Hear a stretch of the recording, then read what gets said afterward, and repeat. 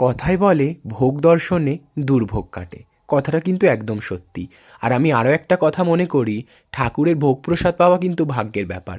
তোমার ভাগ্যে যদি থাকে তুমি আজকে ঠাকুরের ভোগ প্রসাদ পাবে, তো কোনো না কোনোভাবে তুমি সেইটা পাবে আর গ্রহণ করতে পারবে। ঠাকুরের এমনই লীলা। তো আমাদের এখানে প্রত্যেক বছর 26শে জানুয়ারিতে হয় মা সিদ্ধেশ্বরী বাৎসরিক পুজো। তো সেখানেই পৌঁছে গেছিলাম সকাল সকাল পুজো দিতে। এখানে লম্বা লাইন দিয়ে কুপন কেটে তারপর ফুল নিয়ে অঞ্জলি দিলাম। এখানে ঠাকুরমশাই শান্তির জল দিলেন। তারপর একটা মালসা ভোগের কুপন কেটে নিলাম। তারপর খুব খিদে পেয়ে গেছিলো, গিয়ে লুচি তরকারি খেয়ে এখানে মেলায় একটু ঘুরছিলাম। এখানে বসে খাওয়ারও ব্যবস্থা ছিল। আমি মালসা ভোগটা নিজে নিয়ে চলে গেলাম বাড়ি।